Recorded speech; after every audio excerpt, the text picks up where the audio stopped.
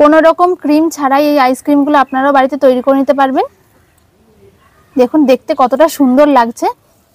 এগুলো দেখে কেউ বলবেই না যেগুলো বাড়িতে শুধুমাত্র দুধ দিয়ে তৈরি, কোনো রকম ক্রিম ছাড়াই। আর দেখুন বন্ধুরা, ভেতরে কিন্তু কোনো রকম বরফ নেই, একটুও বরফ দেখতে পাবেন না এখানে। নমস্কার বন্ধুরা, পিওর রান্নাঘরে আপনাদের সকলকে স্বাগত জানাই। বন্ধুরা, আজকের আমার রেসিপি হলো কোনো রকম ক্রিম ছাড়াই কম উপকরণে সহজ পদ্ধতিতে বাটি আইসক্রিম। ঘরে থাকা মাত্র কয়েকটা উপকরণ দিয়ে আপনারা এই বাটি আইসক্রিমটা তৈরি করে নিতে পারবেন, তাও আবার কোনো রকম ক্রিম ছাড়াই। তো চলুন আজকের রেসিপিটা শুরু করি। আইসক্রিমটা তৈরি করার জন্য আমি একটা কড়াই বসিয়ে দিয়েছি, আর কড়াইয়ে দুধ দিয়ে দেবো।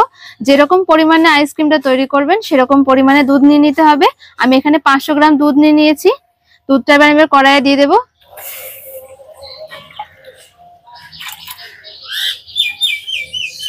কোনো রকম জল ছাড়াই দুধটাকে আমি গরম করে ফুটিয়ে নেবো, খুব ভালো করে একটু গাঢ় করে নিতে হবে। আর যদি জল ছাড়া করা হয় তবে কিন্তু আইসক্রিমটা খুবই ভালো লাগে খেতে। বন্ধুরা, এর আগে হয়তো আপনারা দোকান থেকে অবশ্যই আইসক্রিম কিনে খেয়েছেন। আজকে আমি বাড়িতে যেরকম ভাবে আইসক্রিমটা তৈরি করে দেখাবো তাতে কিন্তু কোনো রকম বরফ জমার ভাব থাকবে না, একদম দোকানের মতন লাগবে খেতে। আর খুব কম খরচে কম উপকরণে তৈরি করে নিতে পারবেন, মানে বাচ্চারা যখনই বায়না করবে তখনই তৈরি করে দিতে পারবেন, এতটাই সহজভাবে তৈরি করা যায়। দুধটাকে আমি মিনিট 2 মতন হালকা করে গরম করে নিয়েছি, মানে এখনো ফোটেনি, হালকা একটু গরম হয়েছে। সেই অবস্থায় আমি 2 হাতা মতন দুধ তুলে নেব। দুধটা যখনই হালকা একটু গরম হয়ে আসবে সেই সময় দুধটাকে তুলে নিতে হবে। আমি 2 হাতা মতন দুধ তুলে নিলাম। আর এই বাকি যে দুধটা রয়েছে সেটাকে আরো বেশ কিছুক্ষণ জাল দিয়ে একটুখানি ঘন করে নেব, কারণ যত ঘন হবে তত কিন্তু আইসক্রিমটা খেতে ভালো লাগবে।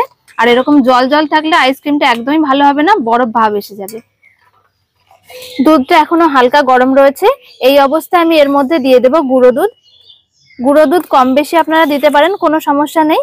গুঁড়ো দুধটা দিলে কিন্তু আইসক্রিমটা খেতে আরো বেশি ভালো লাগে, তাই বেশি হলেও কোনো সমস্যা নেই। আর এই দুধটা যখন হালকা গরম থাকবে সেই অবস্থাতেই তুলে নিতে হবে, নয়তো গুঁড়ো দুধ দেওয়ার সাথে সাথে জমাট বেঁধে যেতে পারে। গুঁড়ো দুধটা দিয়ে ভালো করে আমি গুলে নিয়েছি। যেহেতু কোনো রকম ক্রিম আমি ব্যবহার করব না, তাই এটাকে আমি ঘন করার জন্য দিয়ে দিচ্ছি 2 চামচ ময়দা।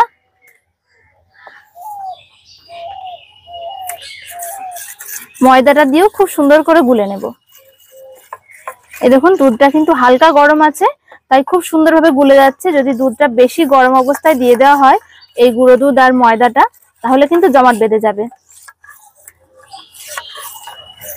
এদিকে দুধটাও দেখুন খুব সুন্দরভাবে ঘন হয়ে এসছে। এবার আমি এর মধ্যে পরিমাণ মতন চিনি দিয়ে দিচ্ছি। আর এই চিনির পরিমাণটা আপনারা নিজেদের পছন্দের মতন স্বাদ মতন কম বেশি করে নিতে পারেন। 500 গ্রাম দুধের জন্য মোট আমি 100 গ্রাম চিনি দিয়েছি এখানে। চিনিটাকে একটু গুলে নেব প্রথমে। চিনিটা ভালো করে গলে গেছে, তবে চিনি গলার সাথে সাথে চিনিটা যেহেতু জল হয়ে গেছে, দুধের সাথে একটু জলসা ভাব এসে গেছে। এই জলসা ভাবটা কাটানোর জন্য আরো 2-3 মিনিট আমি জাল করে দুধটাকে একটু ঘন করে নেব, তাহলে জল ভাবটা কেটে যাবে।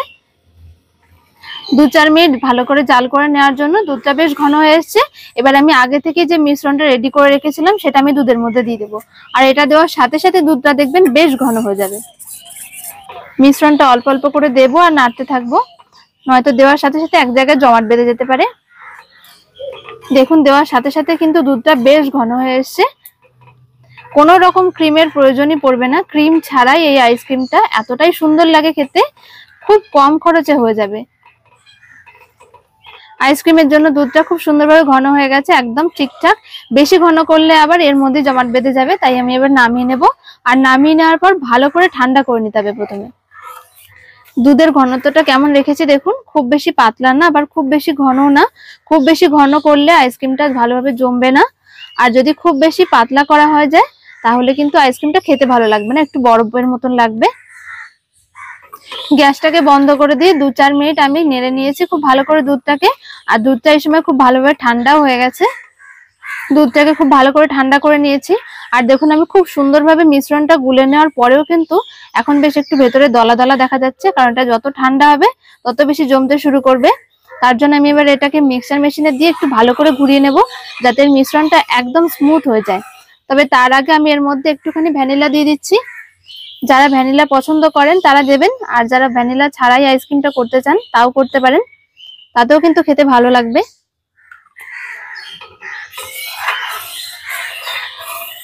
ভ্যানিলাটাকে দিয়ে খুব সুন্দর করে আমি গুলে নিয়েছি। দুধের মিশ্রণটা এবার মিক্সি জারের মধ্যে দিয়ে দিচ্ছি। আর এই দেওয়ার সময় কিন্তু অবশ্যই দুধটাকে খুব ভালো করে ঠান্ডা করে নিতে হবে। দুধের মিশ্রণটাকে আমি এবার ভালো করে মিক্সিতে ঘুরিয়ে নেব। আর এই ঘোরানোর ফলে কিন্তু আইসক্রিমটা বেশ অনেকটা ফুলে যাবে আর জমবেও খুব সুন্দর। দুধটাকে আমি মিক্সি জারেতে একবার ঘুরিয়ে নিয়ে চলে এসেছি। এবার আমি আইসক্রিমে বসানোর জন্য বাটিগুলোতে সেট করে নেব। এখানে আমি দুটো স্টিলের বাটি নিয়েছি। দুটো বাটিতে আমি হাফ হাফ করে দুধের মিশ্রণটাকে ঢেলে নেব। আমি যেহেতু কালার দেব তার জন্য একটা বাটিতে কালার দেব আর একটাতে দেব না, একটা সাদাই থাকবে। হাফ হাফ করে ঢেলে নিচ্ছি। দোকানে যে আইসক্রিমগুলো আমরা কিনে খাই সেগুলোতে দেখবেন কালার দেওয়া থাকে, তাই আজকে আমি সামান্য একটুখানি ফুড কালার এতে দিচ্ছি। আপনারা যদি না দিতে চান তাহলে এরকম সিম্পল সাদাও করতে পারেন, তাতে কিন্তু স্বাদের কোনো পরিবর্তন হবে না। আমি সামান্য একটুখানি পিঙ্ক কালারের মধ্যে দিয়ে দেব, এতে করে দেখতে বেশ ভালো লাগবে। একটা মিশ্রণের বাটি আমি এখানে সাদা রেখেছি আর একটাতে সামান্য একটুখানি ফুড কালার দিচ্ছি। দেখুন খুবই সামান্য, যাতে হালকা একটু রংটা আসে, দেখতে ভালো লাগবে। সামান্য একটুখানি ফুড কালার দিয়ে নিয়েছি আর দেখুন কালারটা কতটা সুন্দর এসেছে। আইসক্রিম গুলো বসানোর জন্য আমি এরকম বাটি নিয়ে নিয়েছি। আপনাদের কাছে যদি এরকম বাটি না থাকে তাহলে বাড়িতে থাকা যে কোনো রকম স্টিলের, প্লাস্টিকের কিংবা কাঁচের বাটিতেও আইসক্রিম গুলো বসিয়ে নিতে পারেন। প্রথমে বাটিগুলোর মধ্যে আমি গোলাপি মিশ্রণটা দিয়ে দেব। সব বাটিতে প্রথমে অল্প অল্প করে এই মিশ্রণটা দিয়ে দিচ্ছি। এবারে সাদা মিশ্রণটা দিয়ে দিচ্ছি।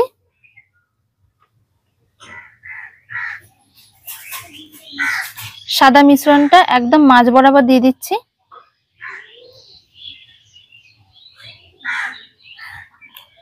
আইসক্রিম গুলোর মধ্যে একটু ডিজাইন করার জন্য গোলাপি যে মিশ্রণটা আমি তৈরি করেছিলাম তার মধ্যে সামান্য আরেকটু ফুড কালার দিয়ে এর কালারটা একটু ডিপ করে নিয়েছি।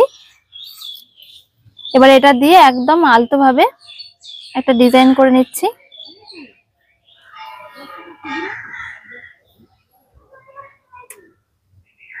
দেখুন এরকম খুব সিম্পল ভাবে একটুখানি আমি ডিজাইন করে নিয়েছি।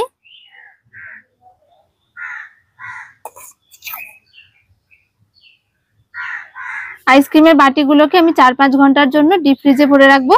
তো বন্ধুরা 4-5 ঘন্টা পরে দেখাচ্ছি আইসক্রিমগুলো ঠিক কেমন জমেছে। তো বন্ধুরা ফিরে এলাম 4-5 ঘন্টা পরে। 4-5 ঘন্টার মধ্যে আইসক্রিমগুলো খুব সুন্দর জমে গেছে। এবার আমি আপনাদের দেখিয়ে দেবো আইসক্রিমগুলো কেমন হয়েছে। আইসক্রিমগুলো দেখুন বন্ধুরা কতটা সুন্দর জমেছে। এই দেখুন আমি উপর করছি বাটিটা, তাও কিন্তু পড়ছে না। আর একটা আইসক্রিম আমি তুলেও দেখাচ্ছি, দেখুন কতটা সুন্দর হয়েছে। কোনো রকম ক্রিম ছাড়াই এই আইসক্রিমগুলো আপনারাও বাড়িতে তৈরি করে নিতে পারবেন।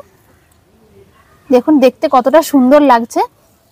এগুলো দেখে কেউ বলবেই না যেগুলো বাড়িতে শুধুমাত্র দুধ দিয়ে তৈরি, কোনো রকম ক্রিম ছাড়াই। আর দেখুন বন্ধুরা ভেতরে কিন্তু কোনো রকম বরফ নেই, একটুও বরফ দেখতে পাবেন না এখানে। যেরকম বাড়িতে আইসক্রিম তৈরি করলে দেখা যায় যে অনেক সময় বরফ জমে যায়, তাও কিন্তু নেই, একদম ক্রিমের মতন হয়েছে। আইসক্রিমগুলো তো দেখলেন বন্ধুরা কতটা সুন্দর হয়েছে আর কত সুন্দরভাবে জমেছে।